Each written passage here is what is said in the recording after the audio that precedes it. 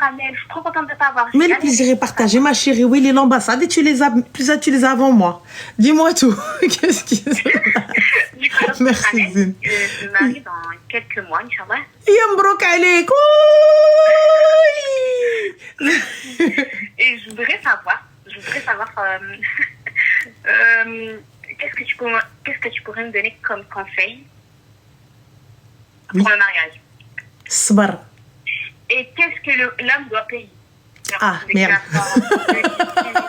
T'as vu, elle commence par qu'est-ce que tu pourrais me donner comme conseil, c'est mignon. Et ensuite, elle dit qu'est-ce qu'il doit payer. Ah, il va pas m'aimer, ma soeur. En règle générale, les gars, ils m'aiment pas trop. Les gars, ils m'aiment pas trop en règle générale. Parce que quand j'arrive, voilà ce que je dis. En tout cas, ça va dépendre d'où tu es. Ça va dépendre comment ça se passe chez toi. Moi, je te dis, chez moi, par exemple, comment ça se passe. C'est à l'homme de tout payer. C'est à l'homme de payer le mariage. La femme, elle va régler le mariage religieux et le henna. Tu vois, et lors du henna, dbiha, c'est au mari de ramener dbiha. Dbiha, c'est quoi? C'est le mouton qu'on va sacrifier. Le mouton, la vache, ce que vous voulez, qui va sacrifier. Donc là, il ramène que ça, mais le reste, c'est à votre charge. C'est à vous de tout régler, peu importe le nombre de personnes qu'il va ramener. Tu vois, ça, ce sera à vous de régler.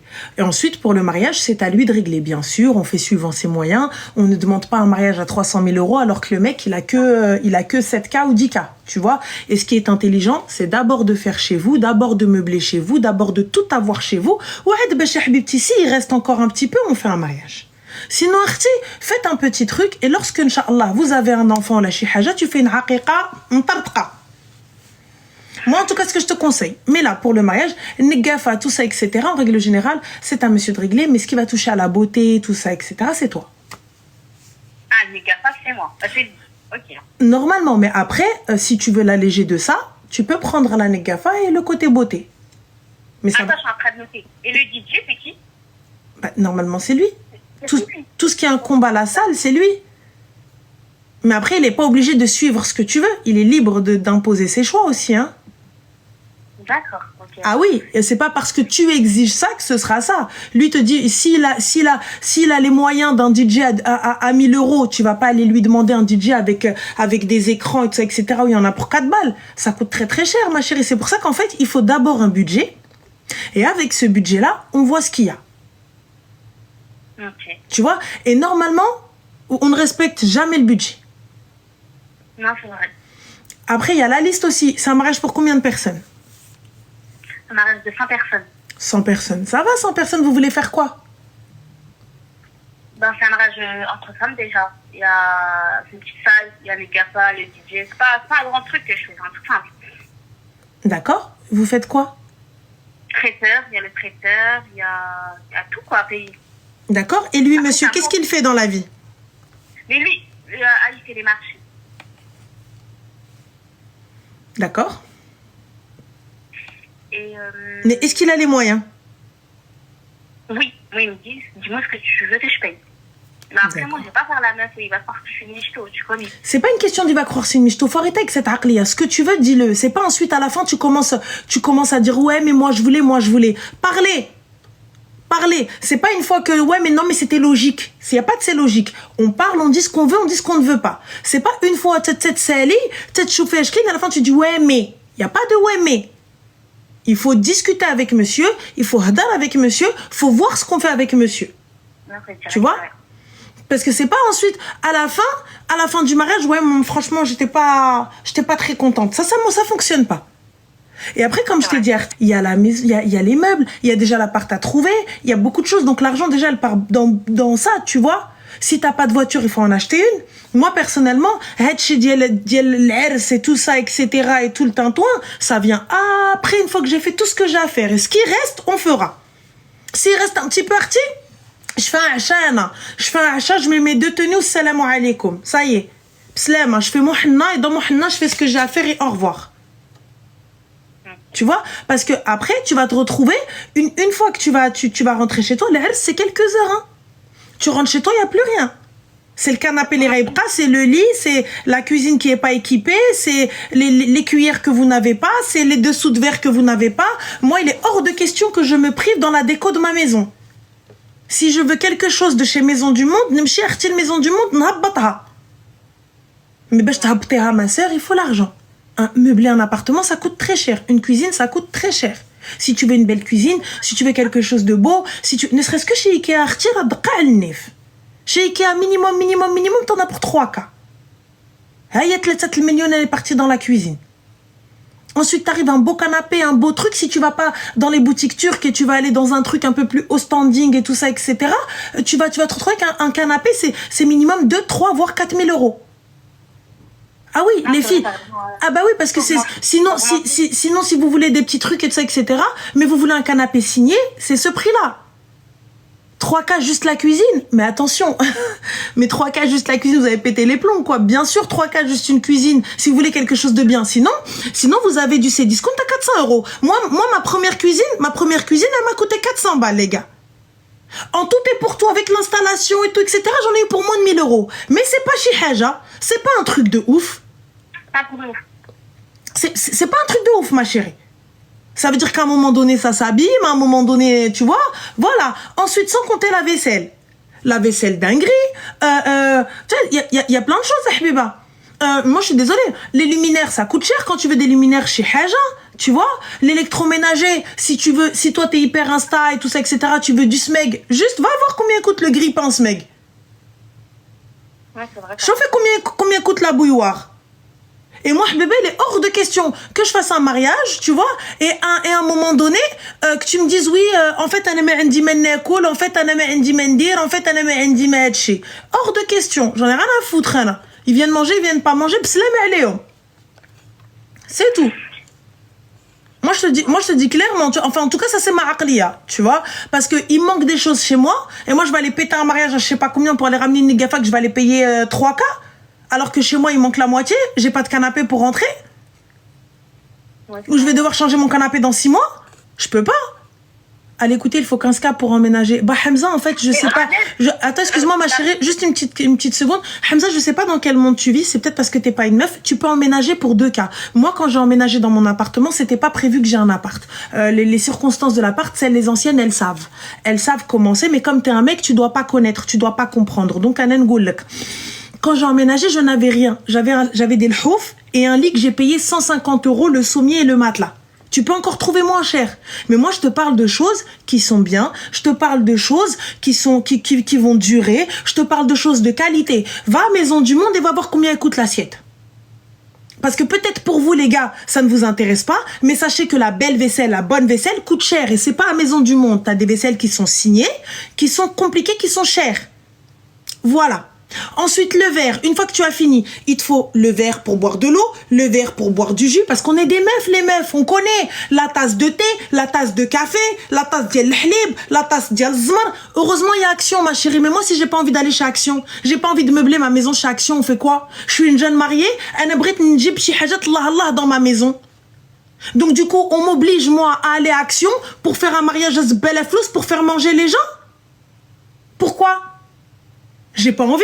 Moi, j'ai pas envie d'aller chez Action et tout ça. Même si Action, c'est très très bien, hein. Mais j'ai pas envie d'aller dans des boutiques comme ça, alors que je peux avoir des trucs de fou malade. Moi, je veux un canapé, je veux un canapé, je veux un canapé qu'on trouve pas partout. On fait comment? Donc moi, je vais aller acheter tout ça, etc. pour que les gens ils viennent me dire, oh là là, la mariée, elle était pas assez belle. La mariée, elle était pas assez ceci. Et puis, j'en ai rien à foutre, hein. J'en ai rien à faire. Et je travaille dans les mariages, hein. Si je fais, c'est suivant mes moyens. Moi, mes couverts, je veux chez Haja Allah. Je veux des choses beaux gosses. Je veux que quand ma famille vienne me voir et je les reçois à la maison pour mon premier repas, parce que oui, elle va faire des premiers repas chez elle, ça va être son premier ramadan, Inch'Allah. Et lors de son premier ramadan, il faut qu'elle accueille les gens. Il faut qu'elle accueille Rajelha. Il faut qu'elle accueille Tchikamel. Il faut qu'elle accueille sa belle famille. On accueille sa belle famille comment? Ranel, ses critères, c'est un millionnaire. Non, Habibti, je suis mon millionnaire. Non, الغزال ديالي I am mon man. Yallah. Dis-moi Zil. Du coup, Ranel, c'est marrant parce que je suis en train de te regarder en même temps. Du coup, je voulais dire, la plupart, comme toi, t'es méga fat, tu l'as dit, la plupart de tes clientes et tout, de ton entourage, qui paye, tous c'est leur mari, ou ça dépend de leurs moyens, ou ça dépend de leurs moyens et comment vous vous êtes mis d'accord. Nous, par exemple, tu vois, regarde, je vais te parler de nous, ma chérie. Je vais te parler de nous et comment, par exemple, on a fait. Donc, dans la majorité, c'est comment vous vous êtes mis d'accord. Tu vois? Mais حنا par exemple, أنا عندي راجل أختي اللي خلص. راجل أختي تبارك الله عليه خلص كل شيء. Il a tout payé. Ah oui? Et il a pas bégayé. خدم الليل مع النهار, il a pas bégayé. Il est venu, il a dit écoute, comment ça se passe chez vous, quelles sont vos conditions? Nous c'est ça, c'est ça, c'est ça, c'est ça. Yes, soit tu acceptes, soit tu n'acceptes pas. Okay. Il y a des choses que nous on prend en charge, comme Nahar al-Henna, il n'a pas à poser un centime. C'est à nous. Nahar al-Khtba, il n'a pas à poser un centime. C'est à nous. Okay, ouais. Et attention, aucune limite de personne. Tu vas khouya marhaba bik ou bnasak. Marhaba ou miet marhaba. Okay. C'est comme ça, ma chérie, c'est le jeu. Il y a des choses que nous on paye, il y a des choses que lui il paye. Et lorsque nous on paye, on peut pas venir lui dire ah, bah comme c'est moi qui paye, t'as le droit à 3 personnes. T'as le droit à moi, pas plus de 10. Ah non.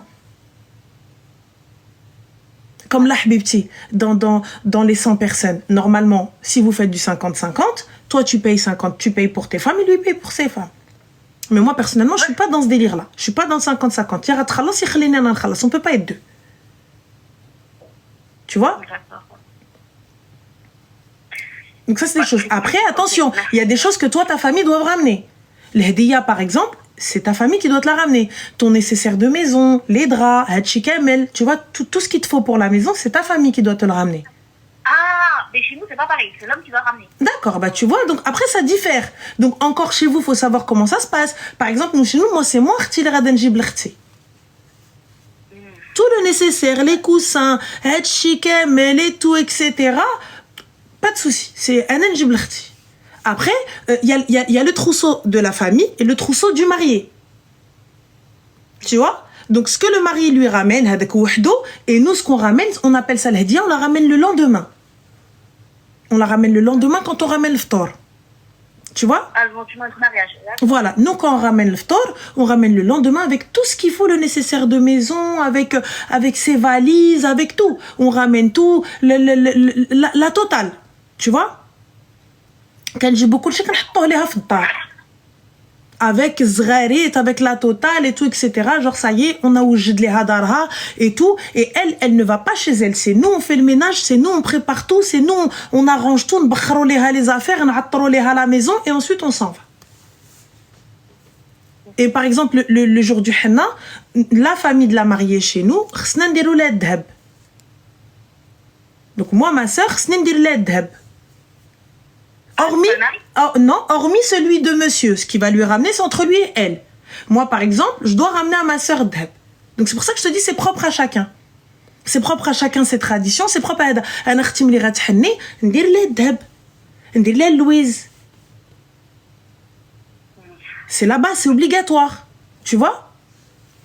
D'accord, ouais. Et c'est pour ça que je te dis, c'est vraiment propre à chacun. Avec le 7e jour, bla ma tdoui عليه. Avec le 7e jour, bla ma tdoui عليه. Donc voilà. Le mutabarrija yemok. Parce que j'aime. Voilà. J'ai 2 dernières questions. Je t'en prie, Habiba, t'inquiète. Et comment je peux savoir c'est un homme, si l'homme, s'il m'aime encore? Non, s'il m'aime bien. Enfin, je vais reformer ma phrase. Un homme, comment tu sais que c'est un homme qui t'aime bien? Comment ça mais il te marie, ma chérie? Non, mais je suis pas encore mariée. Mais comment tu peux savoir si un homme t'aime bien? Tu vois? Mais j'ai pas compris, ma chérie, il est venu demander ta main, non? Bah, comment? Il est venu demander ta main? Oui. Ouais, il t'aime pas? Non, mais comment je peux savoir? Comment je fais confiance à personne, tu vois? Même si demain je me marie, tu vois? Mais pourquoi? Mais ça va pas, pourquoi ne pas faire confiance à ton mari? T'as pété les plombs, quoi?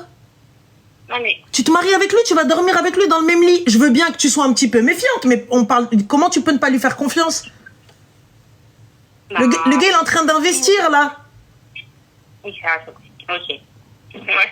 Et il est venu, il a ramené sa smala pour demander ta main. Ouais, il est. Elle, là. Non, mais... Je veux bien qu'il soit sournois, qu'il ait fait une dinguerie, et tout, etc. Je suis ok, il t'a fait une dinguerie, tu deviens méfiante. Y a pas de problème. Mais là, tu t'es même pas sous le même toit avec lui, tu te méfies déjà de lui. En fait, moi, ce que j'arrive pas à comprendre, c'est que vous partez dans une idée de méfiance, dans une idée de peut-être il va me quitter, de peut-être il va me faire ça, de peut-être il va me faire ci, alors que vous allez coucher ensemble. Est-ce que tu sais ce que c'est donner son corps à quelqu'un? Tu donnes ton corps à cette personne. Et tu te dis pas, ouais, j'ai peur de lui donner mon corps, j'ai peur que تحكلت, et tu dis juste, j'ai peur يمشي ياكلني ولا ياخذ لي فلوسي ولا ياخذ لي ذهبي. وانا اختي انا لحمي, c'est pire que tout. C'est plus ça, tu vois, c'est plus ça dont j'ai peur. Et bah, pourquoi vous vous mariez si vous la comprenez? Vous partez déjà dans une idée de il va me douiller. Tôt ou tard, il va me douiller. Il n'y a pas de tôt. Partez avec la nia. Partez avec la nia. Ça fonctionne, tant mieux, ça fonctionne pas. M'chi qawad. Fin. Ouais. Des deux côtés, ouais. Si tu pars avec une confiance, une fois que la confiance est brisée, je suis ok. Je suis ok avec toi, tu commences à te poser des trucs. Mais s'il n'y a pas de nia, s'il n'y a pas de truc, si tu pars déjà en préparant ton départ. Moi, quand je vous dis les filles coffrées, c'est pas pour préparer votre départ, c'est pas obligatoirement pour préparer votre départ. Yerti, ça peut être pour aider ton mari s'il est dans la difficulté, ça peut être pour ton enfant lorsqu'il va vouloir faire des études, ça peut être pour toi-même pour un futur projet. Ça peut être pour tout et n'importe quoi, les filles. Quand je vous dis de coffrer, ayez de l'argent, ayez une sécurité, c'est pas forcément pour douiller le mec. Pourquoi on pense toujours à ah, il va me la faire à l'envers, ce connard. Mais non, t'as des mecs bien, en fait. Tu sais, ton homme, c'est qu'il est pas au courant de ce qui se passe. Hein. Tu sais, le gars, il est là. Ok. Ouais, faut dire bismillah, c'est tout, ça y est. Hein. Tawakkul. Tawakkul. Le jour où il fait hak ou hak, là, ma chérie, la puce à l'oreille. Je veux bien. Là, je te dis, attention, de garder le mot. Mais là, ma chérie, le gars, il est là, il vient, il est en train de poser des mjofou, il travaille jour et nuit pour te payer un mariage. Un peu de rahma, non? Moi, je sais pas le logique, ouais. Bon, en tout cas, merci. Je t'en prie, Zine, il n'y a pas de souci. Félicitations. Diri aqlek, sbar. Hein? Sbar, le mariage, c'est sbar, ma chérie. Le sabeur. Voilà. Si je suis de sbar, Allah qui me le bel khair, Inch'Allah. آمين بارك الله فيك فيك بارك الله.